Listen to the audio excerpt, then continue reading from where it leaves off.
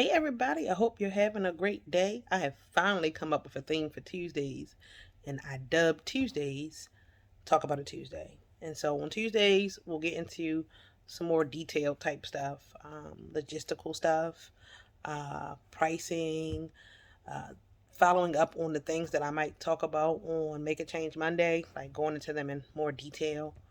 And hopefully, it will be helpful to everyone. Also, I have come up with a theme for Wednesdays because I am on a roll.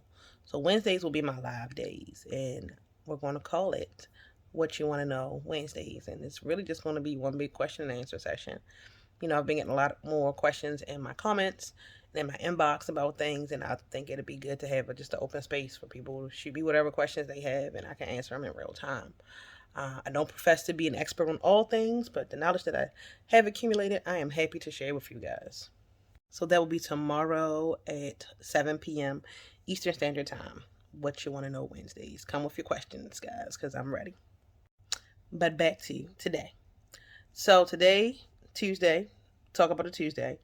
I'm going to talk a little bit more about making smart decisions while you're abroad to make sure that you stay safe and also to help you not get ripped off because sometimes when they see an American coming or a European, either or, they think dollar signs like everybody's got all the money. And I really started this journal, travel vlog, whatever it's called. I don't even know what it's called, y'all. But I really started this whole thing so that regular, everyday people who work, regular jobs, remote jobs, whatever the case, could know that travel was accessible to them. And you didn't have to be a superstar or a rapper or a model, and you didn't, have to be an influencer. Just be a regular person that wanted to travel the world. So we're going to get into that. So staying safe is important. And on Make a Change Monday, maybe 2 weeks ago, I talked about making smart decisions in order to stay safe. But then it occurred to me some people watching this may have never even been outside their hometown. So, what constitutes a smart decision travel wise if you are a first time solo traveler, if you're just a first time traveler, period. Like, what are smart decisions? So, here is a fairly brief list, I think, because there are way more of things that I recommend you do, and at least until you get comfortable in the space. Like if you're staying in a country for a month or two, you can adjust these rules as you get more comfortable with your surroundings and the people in the area, and you kind of get your feet under you as far as navigating around. Then, by all means, follow your gut. So the first thing is if I'm in a country that has rideshare apps like Uber or Lyft, but they may be called different things in different countries. Like in Asia, the main one is Grab. It's kind of like the Uber or Lyft of Asia. Um, they normally tell you in the airport what they are. I download those apps immediately. And I use those apps more often than I use the taxi cab, not because um, I'm afraid to take the taxi, but one, the taxi prices are normally way higher, the same way they are in the United States. And sometimes a taxi driver will try to get you. You don't know where you're going. They might take you the long way around. And two, everybody who uses those apps are trackable. So they can see your account and see who the driver was, what your drop off location was supposed to, like where the GPS said you were dropped off at. So it's, a two parter. It's one for affordability, honestly, and two, so that in some way, shape, or form, somebody knows where I'm at. You can also like register yourself through the embassy and their like traveler system. I forget the exact name of it. Give me a second. It's called STEP, the Smart Traveler Enrollment Program, and it's just an online thing. You notify the embassy that you are in the country for however long. You can provide your address. Again, this is just so somebody knows where you are, and also if there is some type of national emergency and Americans need to get out the country, or I'm sure they have it for other countries, but I'm an American. So if Americans needs to get out the country, you'll get special alerts. You can get them to your phone. You can get them to your email address. I met some folks while I was traveling. I did a lot of traveling during COVID. The rates were great. So I did a lot of traveling during COVID. And when the initial outbreak happened, I was hearing stories from people who would come back when COVID had settled down a little bit, saying that that was the only way they knew how to get out the country, that, flights for Americans would be sealed off after a certain time and you wouldn't be able to re-enter. So that's how you can stay up to date on all of those types of notifications, or even if some, just hateful stuff is going on.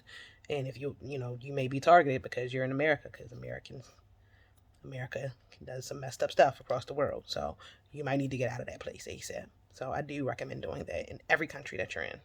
The next tip is to utilize platforms like Airbnb experiences, TripAdvisor, and when you get to different countries, they'll have different like local ones. Like I found some that I didn't even know existed. But those types of places to book your tours if you're not staying in a hotel.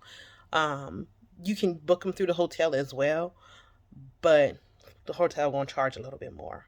Just be prepared. But the main thing is, again, someone knowing where you are and who you're with. All of those things are tracked through TripAdvisor, through Airbnb, even through your hotel. If they set you up with a tour, they know the tour company, last seen with, all of those types of things. So those are always good options. And if you are in a place for a while, what you'll see is that some of the taxi drivers offer their own tours. I do recommend, if you're going to take the taxi driver tours, because I have. I'm not going to say I haven't. I have, and they're actually really good. They're by locals. They, have a deep love for their country and a passion for telling it to people. So they are good tours, but I recommend using the taxis that work directly with the hotels. And what I mean by that is a lot of taxis will be parked outside of the hotels. And while that might be the only service they provide is, shuttling folks around, they also have their side hustle, which is, part of the tourism game and showing tourists around. So I do recommend, if you're going to do it, then work with one of the gentlemen that is typically parked outside the hotel, that the hotel is familiar with. They see them all the time. And if you tell them, hey, I'm going with him, they'll be like, okay, like they know who it is. So I definitely recommend to kind of stick to those things, because you will find other people just walking around handing out brochures for tours. And I'm not saying that they aren't safe, but again, no one knows where you are. You will find booths, especially in places like I am now in Krabi, Thailand, like all up and down the main strips of tourist destinations and things like that. And they are good. They are reputable tours, but I recommend doing that with a group. When you're alone, I just feel like there's certain things that you should follow to stay safe. And I want everybody to be safe and happy travels. Always, always, always. Another thing is, you don't have to carry your physical passport around with you everywhere you go. You can take a picture of it and simply keep that in your phone and pull it out as needed. The same thing in places that are requiring COVID cards. Most of them just want to see something that shows that you have taken the vaccination or the booster shot or anything like that. And the only time you really need your passport, like straight up need your passport, is in the airport and where you're going to check into your hotel. So if you are in a country and you may have like a base center, like sometimes I'll just get an apartment someplace for a month, and that'll be like central command. And from there, I'll explore other parts of the country. When I do that, I take my passport with me, because I might need to check into a hotel for a day, or even check into a hotel for a few hours, because there are apps for that you can use hotel rooms for a few hours if you have like a layover or something like that. I definitely take my passport with me when I do that, because you will need that to check into all the hotels. But once that is done, lock it up someplace. Don't forget it. Don't forget it's in the safe. Just make sure that it's with you so you can leave the country. Very, very important. I'd also say, if you are going out at night, try to find a group to go out with. So if you are in a co-living space or a hostel or something like that, befriend the people in that community so that you can have some nighttime partners to roll with. Or if you're going to go out by yourself, if I go out by myself at night, I typically stick to the main strip.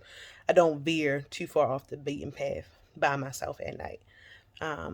During the day, for me, it's not as big of an issue. It's typically fine. But at night, you have to be careful, because even in countries who have drastically lower crime rates than the U.S., baby, like ridiculously lower crime rates, there's still that oddball chance that something can happen. So, again, in the interest of being safe, always being safe. Or if you are going to go out alone, make sure it's someplace that you can get to and from easily, in one of the ride share apps, because then again, someone knows where you are and you can be tracked. And the last tip for the day will be just to read the laws of the country before you go. Make sure you know what is illegal and what is not illegal. It don't take a whole lot of time. Literally, you can skim through the regulations page in less than 30 minutes if you're just looking at the highlights, because some basic stuff is wrong everywhere in the world, so you don't need to read that. It's the special stuff you need to read. Like Singapore has a lot of special stuff, so I have to read all of that. But most of it is drugs. Don't bring no drugs in. Don't try to take no drugs out. Real simple. It's a universal rule. Even if that country has legal drugs, it's still trafficking. It's the same thing. So no drugs, okay? Even though passport bros might have people thinking differently, sexual tourism is bad in all countries. There's literally signs, especially in Latin America, warning against sexual tourism. It's not cute. I understand that some people are in desperate situations and this is how they're feeding their families, but it's still against the law in most places. So don't go down there acting crazy, trying to freak off and flaunt and all that other stuff, because you're going to get got. If you don't get got by the police, you're going to get got because you're a trick. And, you do dumb shit, you win dumb prizes. And that's just how it goes. So, guys, I hope this has been helpful. Don't forget to come to What You Want to Know Wednesday, tomorrow, 7 p.m. Eastern Standard Time. Bring your questions. I'm here for it. Have a great day and happy and safe travels, everybody.